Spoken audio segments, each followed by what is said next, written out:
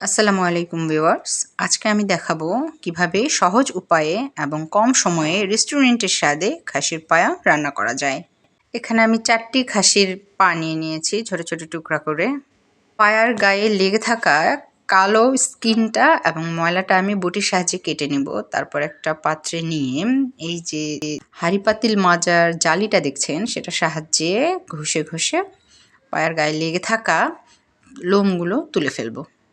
এরকম একটা জালির সাহায্যে পরিষ্কার করলে আসলে আটা দিয়ে, ছাই দিয়ে কিংবা শোনের সাহায্যে লোম পরিষ্কার করা এসবের কোনো দরকার হয় না। খুব সহজেই লোমগুলো বের হয়ে আসে। ভালোভাবে জালির সাহায্যে ঘষে ঘষে লোমগুলো পরিষ্কার করা হয়ে গেলে আমরা হাতের সাহায্যে একটু পরিষ্কার করে নেব। কারণ দেখা যায় যে জালিরও কোনো অংশ লেগে থাকতে পারে অথবা লোমও কিছুটা থেকে যেতে পারে। তাই আমরা পানিতে রেখেই হাতের সাহায্যে ভালোভাবে পরিষ্কার করে নিয়ে লবণ দিয়ে হাতের সাহায্যে ভালোভাবে মাখিয়ে নিয়ে কয়েকবার ঝাঁকিয়ে নেব, এতে করে ময়লাগুলো পরিষ্কার হয়ে যাবে। তারপর পানি দিয়ে ধুয়ে কিছুটা কুমকুম গরম পানি দিয়ে 5 থেকে 10 মিনিটের মতো ভিজিয়ে রাখবো। তেল চর্বি ময়লা তেল চর্বিটা উঠে যাবে। তারপর আবার সাদা পরিষ্কার পানি দিয়ে পায়াগুলোকে ধুয়ে নিয়ে নেব। হয়ে গেল রান্নার জন্য প্রস্তুত। যেটা করে তার একটা প্রথম টিপস আমি শেয়ার করি।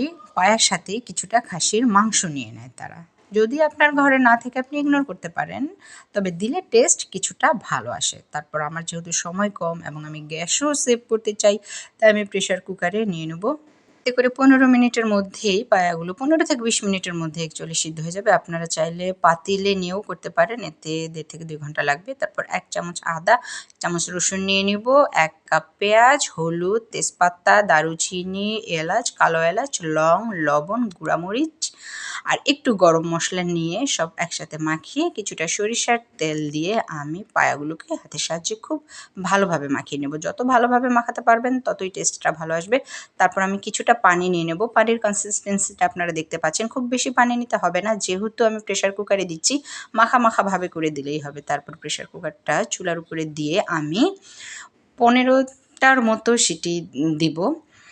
মিডিয়াম ফ্লেমে 15টা থেকে 18টা সিটি দিলে আসলে যথেষ্ট সেদ্ধ হয়ে যাবে। তারপর যে রেস্টুরেন্টের সেকেন্ড টিপসটা সেটা হচ্ছে পাউরুটি এবং কিশমিশ আমি একসাথে কিছুক্ষণ ভিজিয়ে নিয়ে তারপর ব্লেন্ডারে একটি খুব পাতলা টাইপের পেস্ট তৈরি করে নেব। এতে করে আপনার পায়ার যে ঝোলের যে থিকনেসটা ওটা সুন্দর আসে। হালকা একটু রেস্টুরেন্টের মতো সুইটনেস ভাবটাও পাওয়া যায়। আমার সিদ্ধ হয়ে গেছে, এবার আমি একটা পাতিলে নিয়ে নেব। যে প্রেশার কুকারে আমি সেদ্ধ করেছিলাম সেটা গরম পানি দিয়ে ধুয়ে পানি দিয়ে আমি পায়াগুলোকে চুলায় দিয়ে ভালোভাবে উতরে নেব। পানির পরিমাণটা আপনারা দেখতে পাচ্ছেন। আমি নিয়ে নেব কয়েকটা কাঁচামরিচ। পানিটা আসলে এই পরিমাণেই দেওয়ার চেষ্টা করবেন, তাহলে ঝোলের থিকনেসটা পারফেক্ট হয়। আমার উতরে গিয়েছে, এবার আমি ব্লেন্ড করে রাখা যে পাউরুটি এবং কিশমিশের পেস্টটা সেটা আমি দিয়ে আবার ভালোভাবে উতরে নেব। আমার রঙটা দেখে হয়তো আপনাদের মনে হচ্ছে এমন কেন রঙটা, আমি আসলে গুঁড়ামরিচটা খুব কম দিয়েছি, যেহেতু আমার বাচ্চারা খাবে তাই কাঁচামরিচ দিয়েও করার চেষ্টা করেছি। আপনারা গুঁড়ামরিচ বাড়িয়ে দিলে রঙটা আসলে ভালো আরও লাল কালার চলে আসবে। তবে আমি মনে করি পায়ার টেস্ট কাঁচামরিচেই খুব ভালো আসে গুঁড়ামরিচের চেয়ে।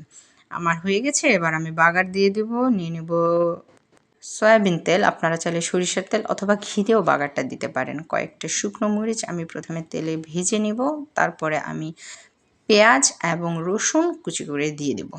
পেঁয়াজটা কিছু কিছুভাবে একটু ভাজা হয়ে গেলে একটু কালার চলে আসলে আমি দিয়ে দিব 1/2 চামচ পরিমাণ সাদা জিরা।